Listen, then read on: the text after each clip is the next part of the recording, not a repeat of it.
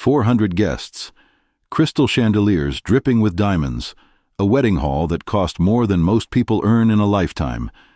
The cameras were flashing, capturing every angle of what was supposed to be the perfect day. And then she screamed. The bride, draped in a gown worth $60,000, turned to a woman in a simple maid's uniform and tore into her with words that made the entire hall go silent. She called her filthy. She mocked her weathered hands, her aged face, the way her uniform didn't quite fit right.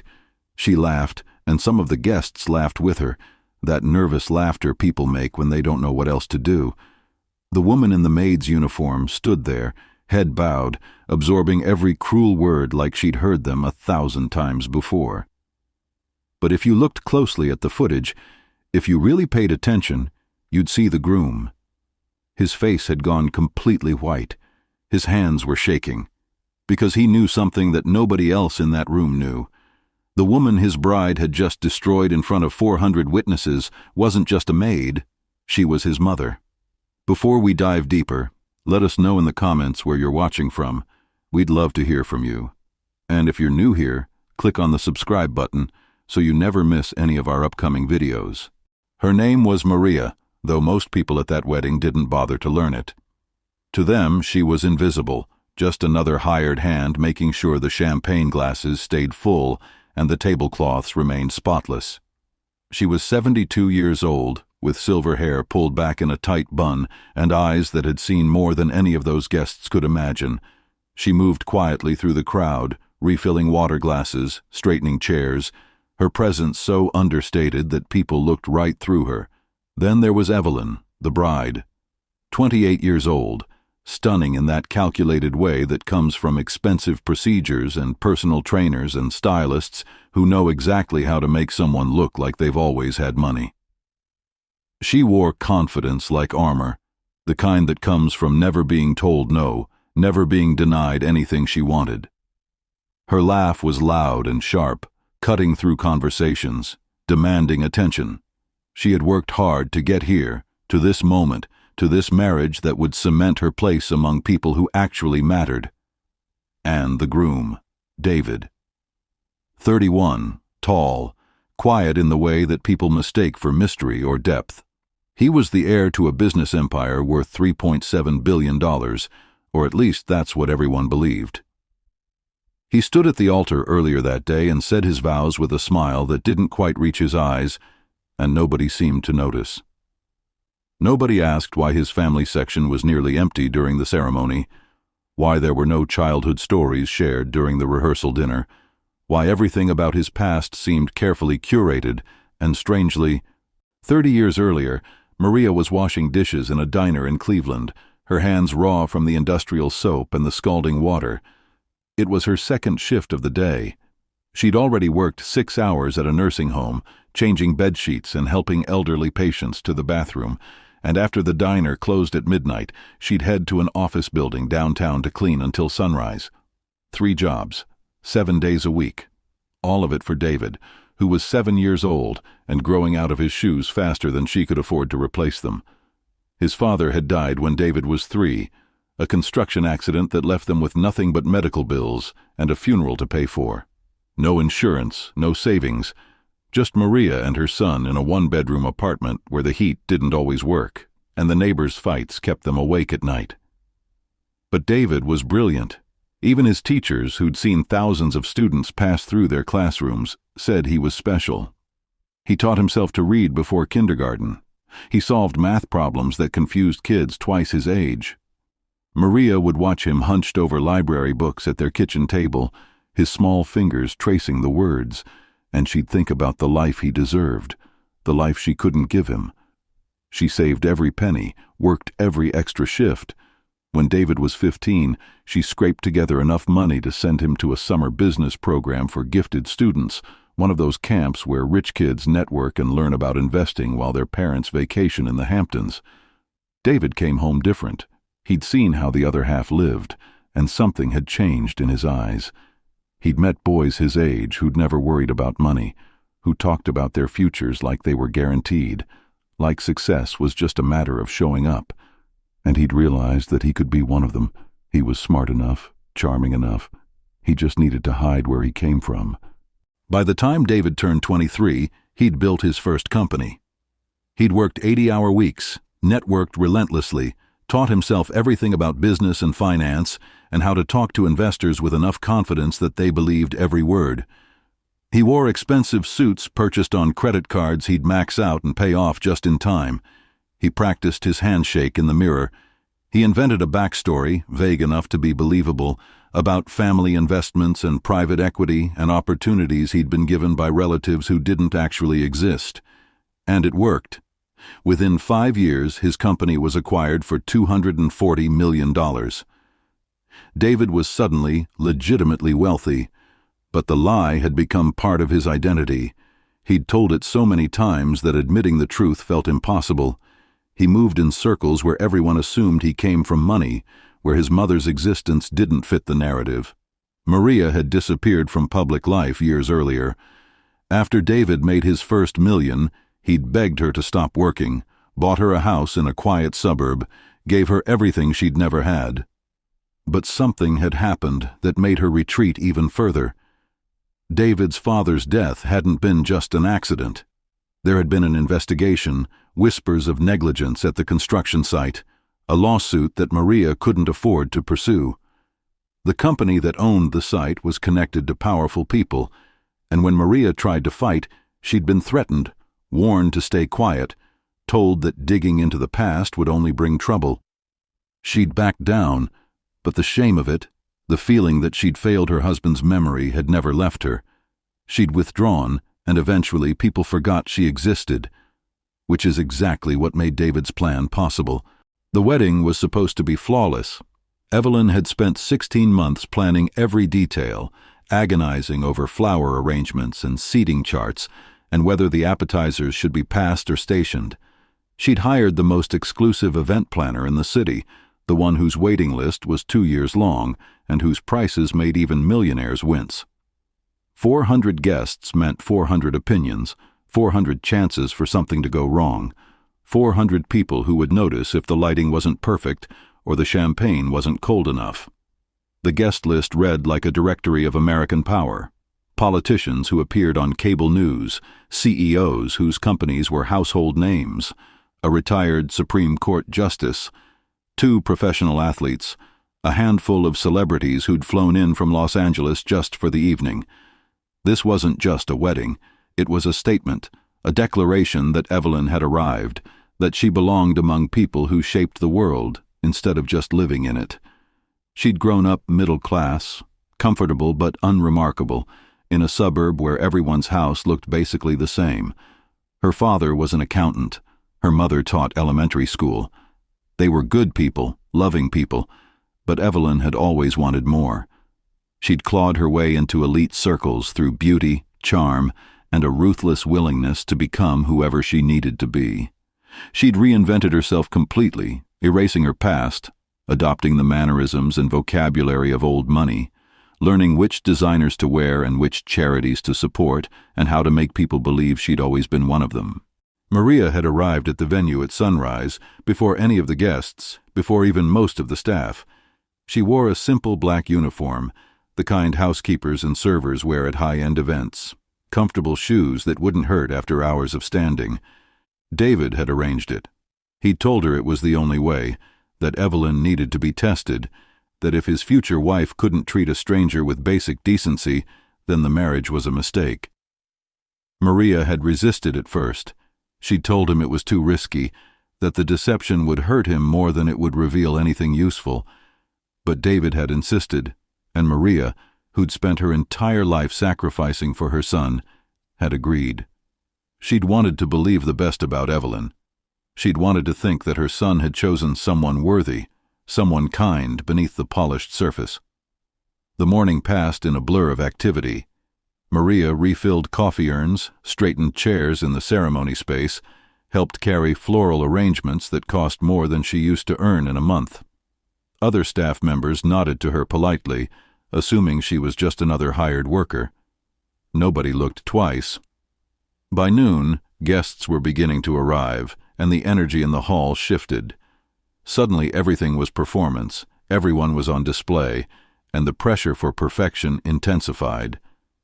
Evelyn swept through the space like a hurricane, her voice sharp as she issued orders, corrected placement of centerpieces, demanded that someone fix the temperature because it was too warm, no too cold, get it right or she'd find someone who could. Maria was arranging napkins at a corner table when she heard Evelyn's voice rising above the ambient noise.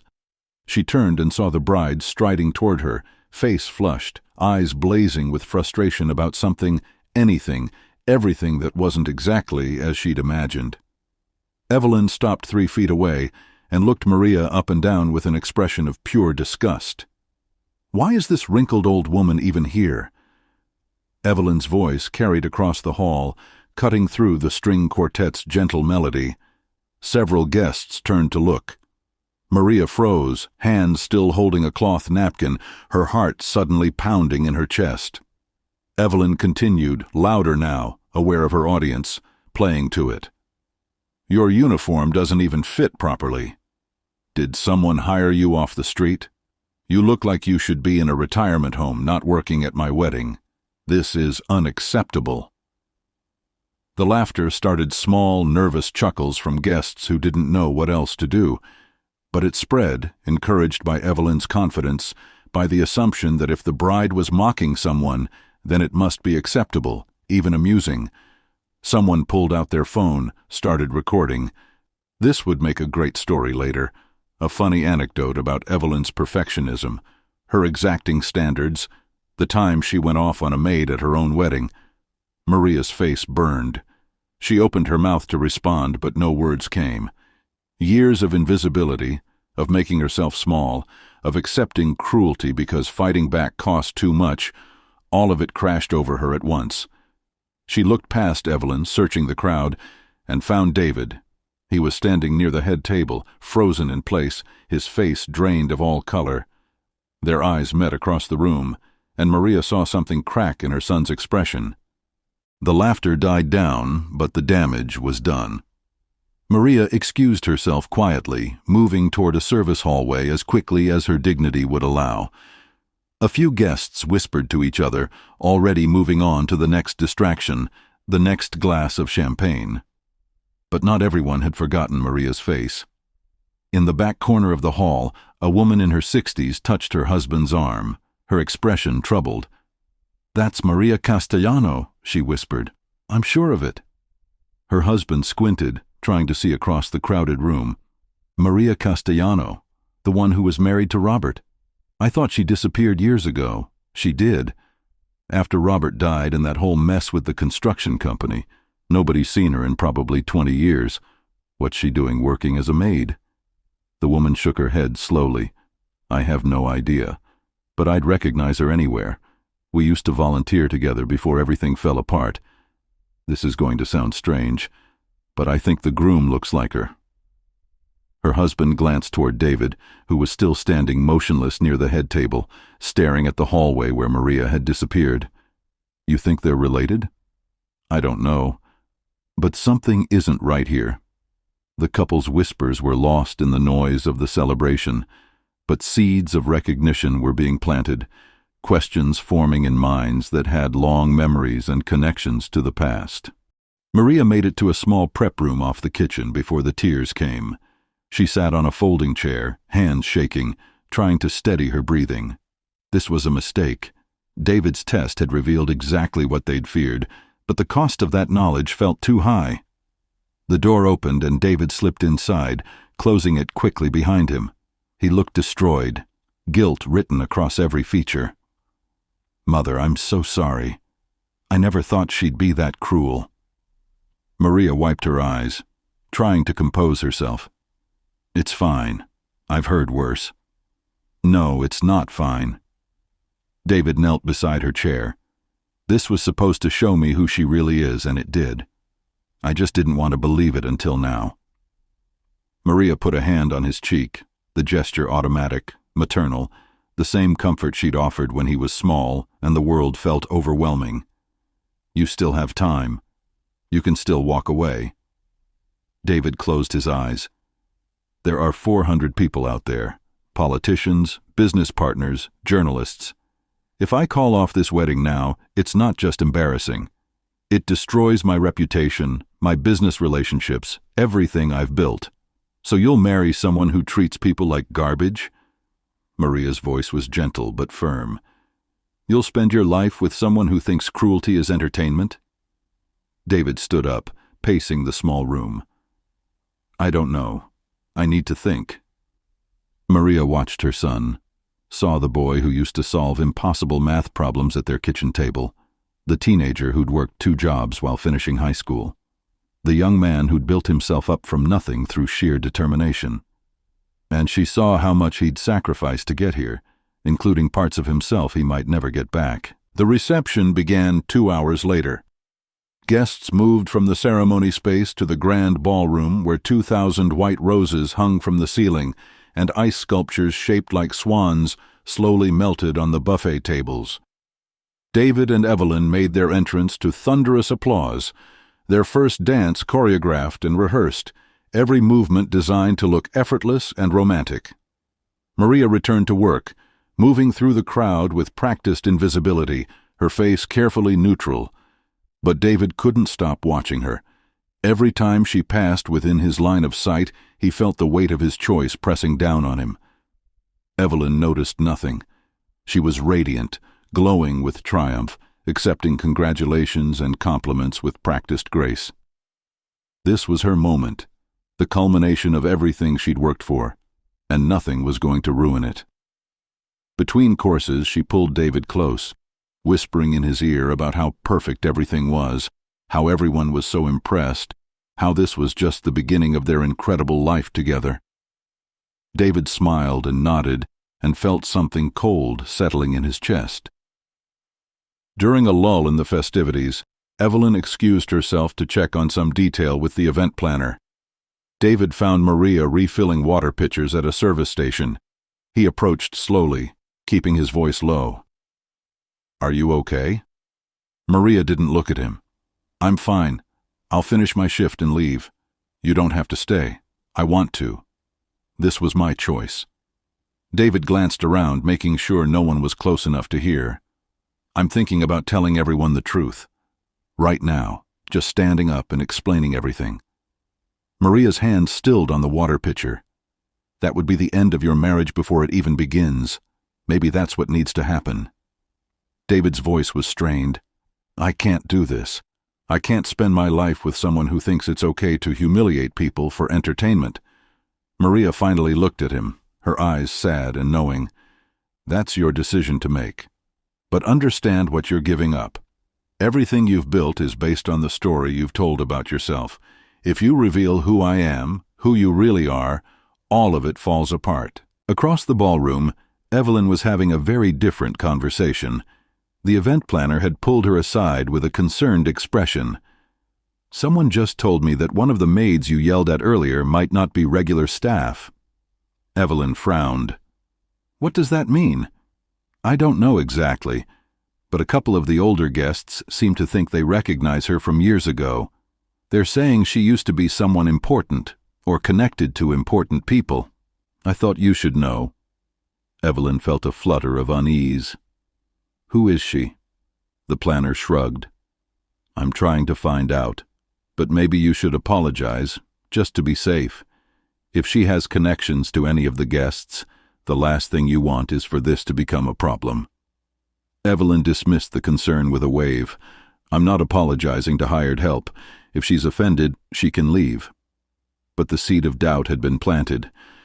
Evelyn returned to the reception with her smile fixed in place, but her eyes kept scanning the room, looking for the old woman in the ill-fitting uniform, wondering why the thought of her wouldn't go away.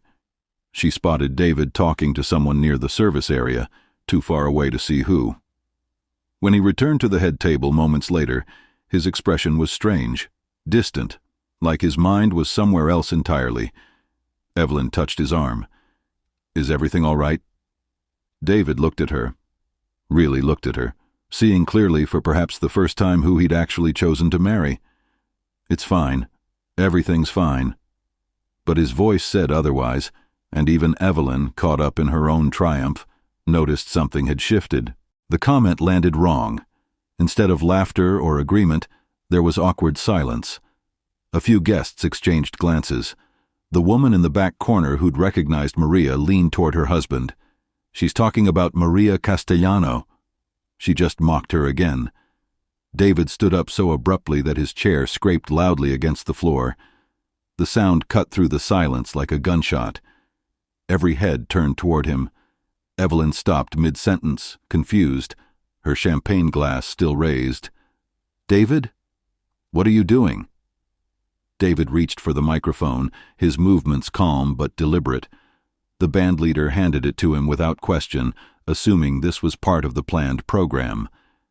David looked out at the sea of faces, at all the people who knew him as someone he wasn't, who believed a story that had never been true. His heart was pounding, but his voice, when he spoke, was steady. "I need to tell you all something I should have said a long time ago." Evelyn's face went white. "David, sit down. Whatever this is, now isn't the time." But David didn't sit down. "The woman my wife just mocked, the woman she called a nobody, the woman she said didn't belong here, is not a random staff member. She's my mother." The ballroom erupted. Gasps rippled through the crowd. Phones came out. People started recording. Guests turned to each other, whispering urgently, trying to make sense of what they just heard. Evelyn stood frozen, her champagne glass slipping from her fingers and shattering on the floor. "What?" Her voice was barely a whisper. David kept talking, the words pouring out now, unstoppable. "My mother's name is Maria. She raised me by herself after my father died in a construction accident. She worked 3 jobs to keep us fed and housed. She saved every penny so I could have opportunities she never had. Everything I've become, everything I've built, started with her sacrifice." He scanned the crowd and found Maria standing near the back, her hand pressed to her mouth, tears streaming down her face. "And tonight, the woman I just married humiliated her in front of 400 people because she thought my mother was beneath her, because she didn't know that the maid in the cheap uniform was the reason I'm standing here at all." Evelyn tried to speak, but no words came. Her carefully constructed image was disintegrating in real time, and she could feel the judgment radiating from every corner of the room. David continued, his voice breaking now. "I've spent years hiding where I came from because I was ashamed. I was afraid people wouldn't respect me if they knew the truth. I let my mother disappear from my life publicly because it was easier than explaining that I wasn't born into the world I wanted to be part of.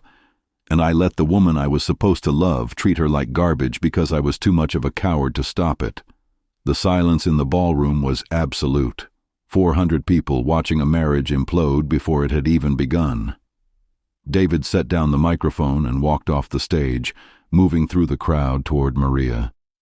Guests parted to let him pass, their faces showing shock, pity, fascination. When he reached his mother, he took her hands in his. "I'm so sorry. For all of it. For hiding you. For putting you through this. For not standing up for you when it mattered." Maria was crying too hard to speak. She just pulled her son into an embrace, holding him the way she had when he was small and the world felt too big to handle. Chaos descended on the reception. Some guests stood and left immediately, uncomfortable with the raw emotion on display, eager to escape the wreckage of what was supposed to be a celebration. Others stayed, glued to their seats, unable to look away from the drama unfolding. Phones were everywhere now, capturing every moment, the footage already being uploaded to social media, text messages flying to people who weren't there. Evelyn remained on the stage, alone, her expression cycling through shock, anger, humiliation, desperation. She tried to call out to David, but her voice was lost in the noise. The event planner appeared at her side, whispering urgently about what to do next, how to salvage something from this disaster. But there was nothing to salvage. The carefully planned evening was over. David and Maria moved toward the exit, arm in arm. Guests stepped aside, some averting their eyes, others openly staring. The woman who'd recognized Maria earlier reached out as they passed. "Maria." "It's Ellen, from the Community Center Volunteer Program. I'm so sorry for what happened to you all those years ago." Maria paused, managed a small smile despite her tears. "Thank you for remembering." Ellen glanced at David. "He's your son. He looks just like Robert." Maria's expression softened at the mention of her late husband. "He does. He's everything his father would have been proud of." They continued toward the door. Behind them, Evelyn finally found her voice, calling David's name, begging him to wait, to come back, to let her explain or apologize or something. But David didn't turn around. He kept walking, his mother beside him, leaving behind the wedding that had cost a fortune and revealed truths that money couldn't hide. Outside, the night air was cool and quiet, a stark contrast to the chaos inside. David's car was waiting, the driver standing by with a confused expression, unsure what was happening. David helped Maria into the back seat and climbed in beside her. Neither of them spoke for several minutes. The driver, sensing the tension, started the engine and pulled away from the venue without asking for directions. Finally, Maria broke the silence. "What are you going to do now?" David leaned back against the seat, exhausted. "I don't know. My marriage is over before it started. My business partners were in that room, my investors. Everyone I've built relationships with just watched me admit I've been lying about my background for years." Maria reached for his hand. "You told the truth. That's worth something. Maybe. Or maybe I just destroyed everything for nothing. You didn't destroy it for nothing." Maria's voice was firm. "You destroyed it because it was built on a foundation of lies and shame. Better to start over with the truth than keep building on something rotten." David looked at his mother, seeing her clearly for the first time in years, not as an embarrassment or a secret to be hidden, but as the person who'd given everything so he could have a chance at something better. "When did you get so wise?" Maria smiled through her tears. "Around the time I started washing dishes at 3 a.m. so you could have decent school supplies. It gives you—" 3 months later, the story had taken on a life of its own. The wedding video had gone viral, viewed millions of times, dissected and discussed on every social media platform and morning talk show. Evelyn had become a cautionary tale, the bride whose cruelty destroyed her own wedding, her reputation so thoroughly demolished that she'd moved to another city and changed her name. Some people felt sorry for her, most didn't. David had faced consequences too. Some business partners had distanced themselves, uncomfortable with the revelation that he'd misrepresented his background. A few investors had pulled out of deals, but others had reached out, people who respected the truth more than they valued the fiction, who understood that building something from nothing was more impressive than inheriting success. He'd lost some relationships but gained others, and the ones that remained felt more solid, more real. Maria had moved in with David, not out of necessity but because they both realized they'd lost too many years already. They had dinner together most nights, actual conversations instead of the awkward phone calls that had defined their relationship for so long. David asked about her past, about his father, about the years she'd spent working herself to exhaustion. Maria told him stories he'd never heard, filled in the gaps in his understanding of where he'd come from. One evening, sitting on David's balcony overlooking the city, Maria brought up something that had been on her mind. "Do you regret it? Walking away from her, from that life?" David considered the question.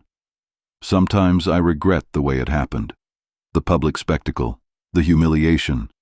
But walking away? No, I don't regret that at all." Maria nodded. "You know what I regret? I regret letting your father's death silence me. I regret not fighting harder, not demanding answers, not refusing to be intimidated." David looked at his mother. "It's not too late." "What do you mean?" "The construction company that was responsible for Dad's death. They're still operating, still taking shortcuts, still prioritizing profit over safety. Maybe it's time someone held them accountable." Maria's eyes widened. "After all these years? Why would they listen now?" "Because now I have resources, lawyers, investigators, media connections." David's voice was determined. We could reopen the case, file a proper lawsuit, make sure what happened to Dad doesn't happen to someone else. Maria was quiet for a long moment, processing the possibility. Then, slowly, she smiled. Your father would have liked that. They sat together as the sun set over the city, making plans, talking through logistics, feeling something shift between them. The shame and hiding were gone, replaced by purpose and partnership. 6 months after the wedding that never was, David and Maria held a press conference. They announced a wrongful death lawsuit against the construction company responsible for Robert's death, backed by evidence that investigators had uncovered showing a pattern of safety violations and ignored complaints. The story made national news, not because of the viral wedding video, but because it mattered, because it could prevent future tragedies, because sometimes the truth, no matter how painful, is worth fighting for. Standing at the microphone with his mother beside him, David felt something he hadn't felt in years. Not success or accomplishment or validation from people who barely knew him, but peace. The kind that comes from living honestly, from choosing integrity over image, from understanding that the people who matter aren't the ones at fancy weddings, but the ones who stand beside you when everything falls apart. Maria squeezed his hand as reporters shouted questions. David looked at his mother and saw pride in her eyes, the kind that can't be bought or performed or faked, the kind that comes from knowing you've done the right thing, even when it costs you everything. So let me ask you this. If you were in that ballroom, if you watched someone humiliate a stranger for entertainment, what would you have done? Would you have laughed along with the crowd? Would you have stayed silent to avoid making waves? Or would you have spoken up, consequences be damned?